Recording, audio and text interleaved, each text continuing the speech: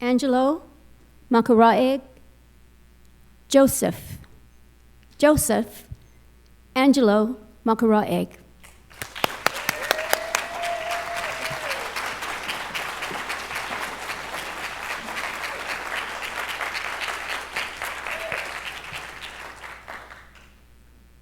A nursing student was taking a test during her second year of nursing school. And she was blazing through her test until she reached the very last question. That question read, "What is the name of the lady who cleans the school?" She thought, surely this is some kind of joke. She decides to leave the last question blank. And as she's handing in her test and is about to leave the lecture hall, a student in the back of the lecture hall raises his hand. "Professor, is the last question going to count towards our grade?" And the professor said, "Absolutely." Now I'm going to save the rest of the professor's explanation for later.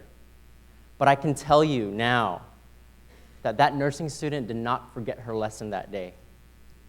And she also did not forget that the cleaning lady's name was Dorothy.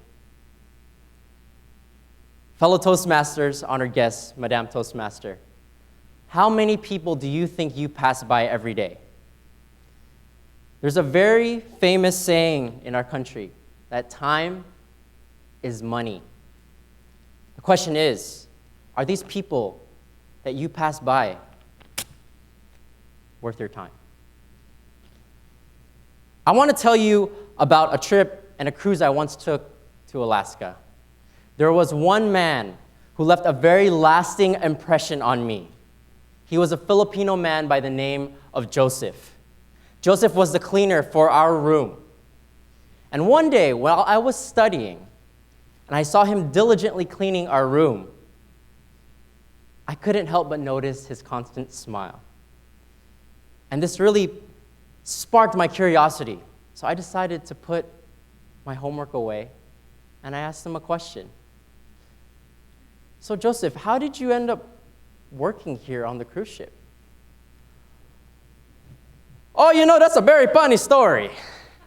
You see, back in the Philippines, it's very hard to find work.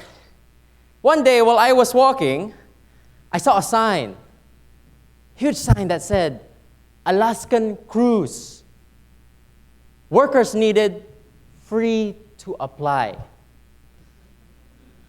But unfortunately, the only two words I could comprehend at that time were cruise and free. So I thought, free cruise? Take me aboard, baby! But obviously, I've been aboard ever since I work here now. But you know something? I'm actually very thankful. Because now, I can support my family. And that makes them very happy. And when my family is happy, I am happy.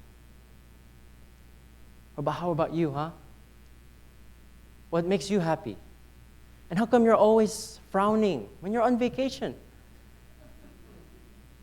I'm a student. I want to be an engineer, or actually, my parents want me to become an engineer. What I really love is music. I honestly don't really know what I'm going to do. Oh, that sucks. But you know what?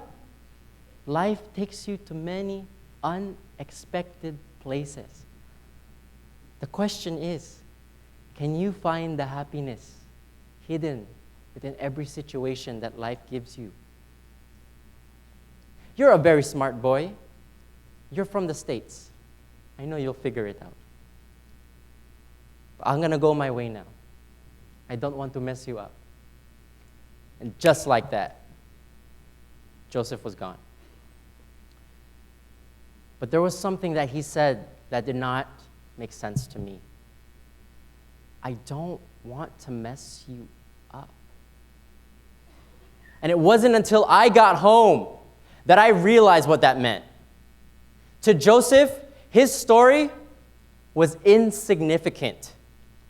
To Joseph, there were two worlds. There was me from the land of opportunity, an aspiring engineer, and him, a worker on a cruise ship. Why would anyone care about someone's story from a worker on a cruise ship?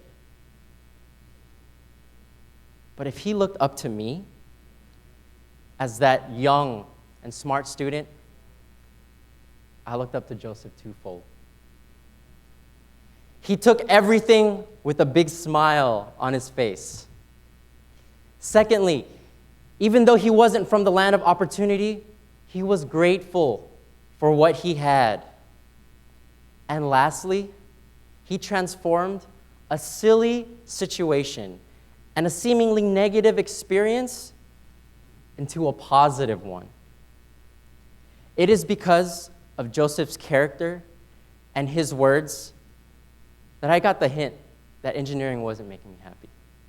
So I decided to pursue business instead, and it helped me start my own music company. Joseph's story was significant to me because he changed my life. And here's the thing.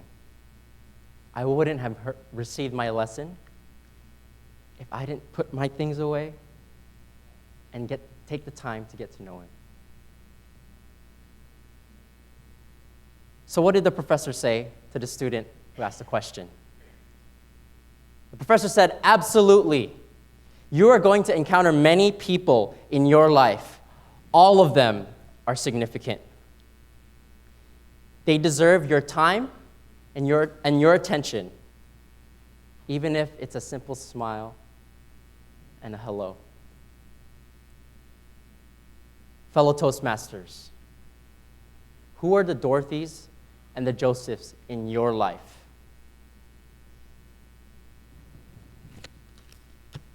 And the question is, are you going to be the nursing student and leave the last question on your test blank? Or are you going to put your things aside and appreciate them? Where will you invest your time? Madam Toastmaster.